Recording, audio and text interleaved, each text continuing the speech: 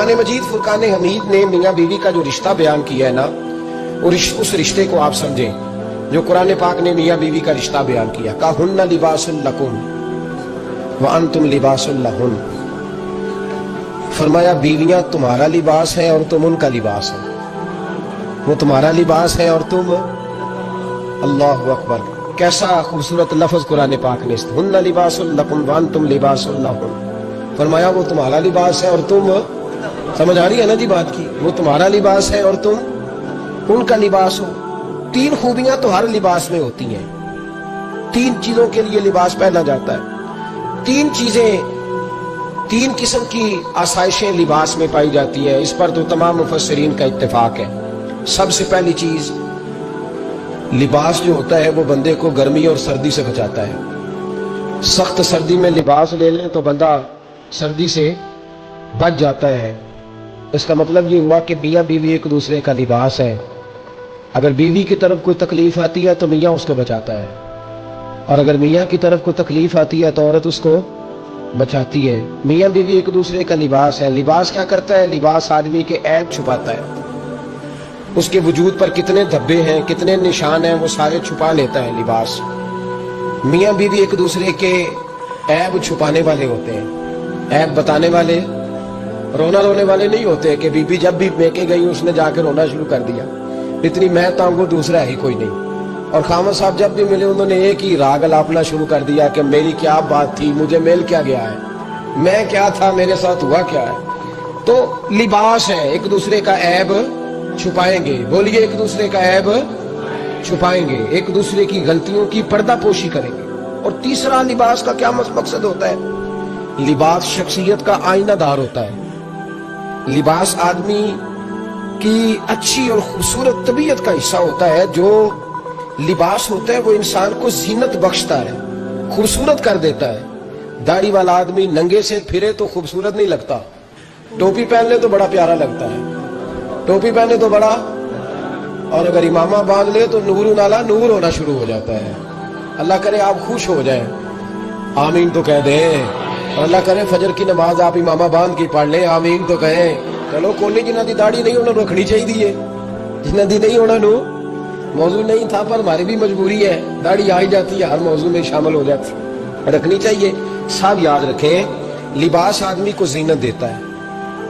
قرآن مجید کے لفظوں پہ غور کرو. اگر تو شادی کے بعد بیوی کے آنے کی وجہ سے خامد کو سکون نہیں ملا تو اس کا مطلب ہے اس نے گھر کو زینت نہیں دی.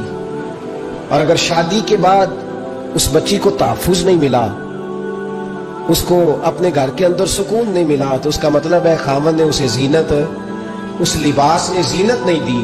میاں بیوی ایک دوسرے کا لباس ہے. اس مقدس رشتے کو اسلام نے باندھا، اور لباس کہہ کے باندھا. میرے رسول کریم علیہ الصلوۃ والسلام نے پہلے تو خارجی لوگوں کو منع کیا ہے. میری ذاتی رائے یہ ہے کہ میاں بیوی کی ذاتی لڑائی کوئی بھی نہیں ہوتی. ذاتی لڑائی، میری باتوں کی سمجھ تو آ رہی ہے نا آپ دوستوں؟ کوئی نہیں آ رہی؟ اللہ جزا دے. آپ میاں بیوی کی ذاتی لڑائی کوئی نہیں ہوتی. ہوتا پتہ کیا ہے؟ لڑکے سے پوچھیں کہ بتائیں جناب کیا حال ہے، تو کہتے ہیں بیوی میری صحیح ہے، اس کے گھر والے نہیں صحیح. سنا ہے ہم نے بھی کبھی یہ لفظ؟ تو اسی طریقے سے اگر لڑکی سے پوچھیں کہ تیرا کیا حال ہے تو کہتی ہے خامد تو میرا دھیان رکھتا ہے، اس کی اماں نہیں خیال رکھنے دیتی. تو لڑائی جو ہوتی ہے وہ تیسرے آدمی کی وجہ سے ہوتی ہے. تیری اماں آئی تھی تو اس طرح کہہ گئی، تو تیرا بھائی آ گیا تھا تو وہ یہ کہہ گیا، تیسرے فرد کی وجہ سے. میرے نبی کریم علیہ الصلوۃ والسلام نے تیسرے بندے کو سمجھایا ہے، تیسرے فرد کو حضور نے سمجھایا ہے. نبی پاک علیہ الصلوۃ والسلام نے فرمایا خبردار، ماں، بھائی، بیٹا، باپ سارے لحاظ کریں، بسنے دیں میاں بیوی کو. اگر شادی کر دیا تو ان کو سکون سے رہنے دو. تم 2 جملے کہہ کے چلے گئے، کوئی عیب نکال کے جو چھپا ہوا تھا خامن کی نظر میں وہ نکال کے بتا دیا کہ تیری بیوی یہ کام بھی کرتی ہے. اب تم تو ہٹ گئے وہ بات کہہ کے، اب انہوں نے اکٹھے رہنا ہے. ان کی زندگی مصیبت کا شکار ہو گئی، آزمائش میں آ گئے وہ دونوں. ساری زندگی کڑتے رہے. ایک عیب نکال کے لڑکی کے گھر والے لڑکے کا اسے بتا کے چلے گئے تیرے خامد میں یہ عیب پایا جاتا ہے. وہ ساری زندگی کڑتے رہیں گے، تکلیف میں رہیں گے. انہوں نے تو اکٹھے رہنا ہے. بتانے والا چلا گیا. میرے رسول کریم صلی اللہ علیہ وسلم فرماتے ہیں لعنتی ہے وہ شخص، لعنتی ہے وہ شخص. یا رسول اللہ کون سا؟ فرمایا جو بیوی کو مرد کے خلاف اکساتا ہے اور مرد کو بیوی کے خلاف اکساتا ہے وہ لعنتی ہے، ملعون ہے، رحمت الہی سے دور ہے وہ شخص۔ انہیں قریب کرنے کی کوشش کر، تو ان کے اندر محبت پیدا کرنے کی کوشش کر۔ میرے نبی کریم علیہ الصلوۃ والسلام نے جب حضرت سیدہ فاطمہ الزہرا رضی اللہ تعالی عنہا اور جناب سیدنا علی المرتضی رضی اللہ تعالی عنہ کی شادی کی، نبی پاک نے دونوں کے سر جوڑے اور دونوں کے درمیان محبت کی دعا فرمائی، دونوں کے درمیان محبت کی دعا فرمائی۔ اور نبی پاک صلی اللہ علیہ وسلم حضرت فاطمہ کے سامنے جناب علی کے فضائل بیان فرماتے، اور جناب علی آتے تو نبی پاک فرماتے فاطمہ تو میرے وجود کا حصہ ہے، وہ تو میرے جگر کا ٹکڑا ہے۔ تو ان دونوں کے درمیان الفت پیدا۔ یہ سب سے پہلے تو خارجی لوگ اس بات کا خیال کریں، سب سے پہلے تو خارجی لوگ خیال کریں، توجہ دیں کہ ان کو بکھرنے سے بچائیں۔ اب میاں بیوی بھی سمجھ لیں کہ ہماری ذمہ داریاں کیا ہیں۔ مسند امام احمد بن حنبل میں حضرت ابو درداء رضی اللہ تعالیٰ عنہ سے حدیث مروی ہے، نبی کریم صلی اللہ علیہ وسلم کی بارگاہ میں ایک خاتون نے آ کے عرض کیا، یا رسول اللہ صلی اللہ علیہ وسلم مجھے بتلائیے خامن کا حق کیا ہے۔ یہ جو حدیث سنانے لگا ہوں نا، یہ بیٹی کو سنانی ہے، جا کے یہ ٹیلی فون کر کے بہن کو سنانی ہے، صرف بیوی کو سنانے کی نہیں ہوتی یہ چیزیں۔ یہ حدیث بیٹی کو سمجھائیں، بہن کو سمجھائیں، ان لوگوں کو سمجھائیں، تاکہ اور یہ یاد رکھیں خامن کے حقوق، خامن کے حقوق اگر بچی کے گھر والے اسے سکھائیں نا تو اس کی سمجھ میں جلدی آ جائیں گے، اور بیوی کے حقوق اگر خامن کے گھر والے اس کو سمجھائیں تو اس کی سمجھ میں بات جلدی آئے گی۔ وہ خیر خواہ سمجھتے ہیں اپنے رشتہ داروں۔ یہ والی حدیثیں ان لوگوں کو سنانی چاہیے جن لوگوں کا بچہ ہے یا بچی ہے، متعلقہ آدمی حقوق بیان کرے۔ جب متبادل چیز کسی کے سامنے آتی ہے تو وہ کئی دفعہ سمجھتے ہیں کہ خلوص اس میں پورا نہیں پایا جاتا۔ حضرت ابو درداء رضی اللہ تعالیٰ عنہ فرماتے ہیں ایک خاتون حضور کی بارگاہ میں آئی، عرض کرنے لگی، یا رسول اللہ صلی اللہ علیہ وسلم میں نکاح کرنا چاہتی ہوں، شادی کرنا چاہتی ہوں، مجھے بتلائیے خامن کا حق کیا ہے؟ اگر تو میں ادا کر سکتی ہوں تو میں نکاح کروں، ورنہ میں اس کام سے بچوں۔ میرے نبی کریم علیہ الصلوۃ والسلام نے فرمایا، بی بی اگر خامن کے ناک سے ریٹھ نکلے، ریشہ نکلے، پیپ بہے اس کی ناک سے، اور بی بی اپنی زبان سے وہ صاف کر دے تو پھر بھی اس کا حق ادا نہیں ہوتا۔ حضرت ابو درداء کہتے ہیں آنکھ کھول کے اس عورت نے دیکھا تو میرے نبی پاک نے اگلے جملے ارشاد فرمائے، حضور نے فرمایا تو ان باتوں میں حیرت کر رہی ہے، میں اگر خدا کے علاوہ کسی کو سجدے کا حکم دیتا تو میں عورت کو کہتا اپنے خامد کو سجدہ کرے، میں اس کو کہتا یہ کام کرے۔ میرے رسول کریم علیہ الصلوۃ والسلام نے حقوق کا تعین فرمایا، حقوق کا تعین فرمایا، اور نبی کریم صلی اللہ علیہ وسلم نے فرمایا جو عورت اس حال میں مر گئی، اس حال میں دنیا سے گئی کہ اس کا خامد اس سے راضی تھا، اس کا شوہر اس سے راضی تھا، اس کا گھر والا اس سے مطمئن تھا، تو میرے نبی پاک فرماتے ہیں جب دنیا سے جائے گی تو رب کریم جنت کا دروازہ کھول کے فوراً ہی جنت میں داخل کروا دے گا، اس کو بغیر روک ٹوک جنت دے دی جائے گی۔ شرط یہ ہے کہ وہ جب دنیا سے جائے تو اس حال میں جائے کہ اس کا خامد اس سے شکوے نہ کرتی پھرے، شکایتیں نہ کرتی پھرے، شکایتیں نہ کرے۔ ہمارے زمانے میں شکایتیں ہوتی ہیں، اور خواتین عورتیں اس بات کو سمجھتی نہیں کہ اللہ نے جو میرے نصیب میں رکھا تھا اور جو خامد رب نے میرے لیے پسند کیا تھا وہ اللہ نے مجھے عطا فرما دیا ہے۔ وہ شکوے کرتی ہیں، شکایات کرتی، اور دوسری عورتوں کو سامنے رکھ کے وہ فلاں کے حصے میں یہ چیز آئی، فلاں کے حصے میں یہ چیز آئی، فلاں کا خامد یوں کرتا ہے، شکوہ کرتی ہے۔ میرے رسول پاک علیہ السلام نے فرمایا عورتیں کثرت سے جہنم میں جائیں گی، کثرت سے۔ تو ایک صحابی رو پڑے، ایک حدیث میں لفظ یہ ہے رو پڑے، عرض کرنے لگے یا رسول اللہ وہ ہماری مائیں بھی ہیں، بیٹیاں بھی ہیں، بہنیں بھی ہیں، حضور جہنم میں جائیں گی؟ نبی پاک صلی اللہ علیہ وسلم نے فرمایا ایک تو وہ عیب جوئی کرتی ہیں، غیبتیں کرتی ہیں، دوسرا رب کا شکر ادا نہیں کرتی، اور تیسرا فرمایا اپنے خامن کا بھی شکریہ ادا نہیں کرتی، بات بات پہ ناشکری کرتی ہے، بات بات پہ ناشکری کرتی، اس سبب سے جہنم میں جائیں۔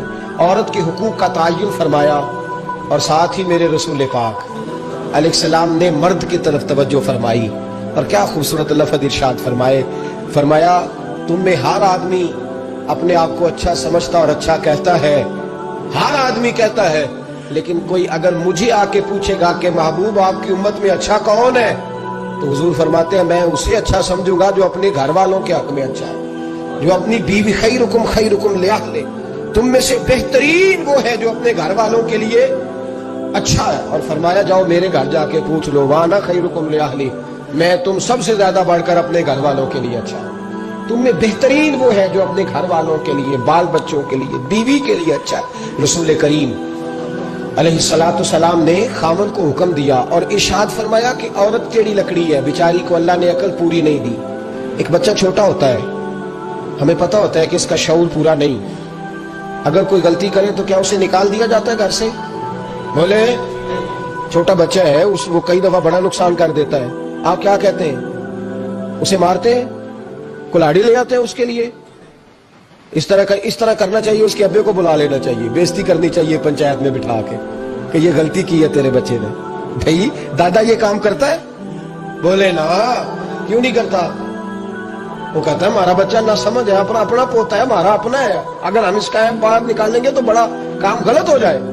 لیکن وہی ابا جی جب بہو کوئی غلطی کر بیٹھتی ہے تو پنچایت بلاتے، لوگوں کے سامنے معاذ اللہ تعالیٰ بڑی کڑوی کسیلی باتیں کرتے ہیں، ایسی باتیں کرتے ہیں کہ جو ان کی بیٹی کے بارے میں کہی جائے تو وہ کبھی پسند نہ کرے، اتنے سخت جملے کہے جاتے ہیں، بیٹی والے کو رسوا کیا جاتا ہے۔ میرے نبی کریم علیہ السلام نے فرمایا یہ ٹیڑھی لکڑی ہے، بیچاری کو اللہ تبارک و تعالیٰ نے اپنی حکمت کے تحت عقل آدھی عطا فرمائی ہے، تم اگر چاہو گے سیدھی کرنا تو یہ ٹوٹ جائے گی، سیدھی نہیں ہوگی۔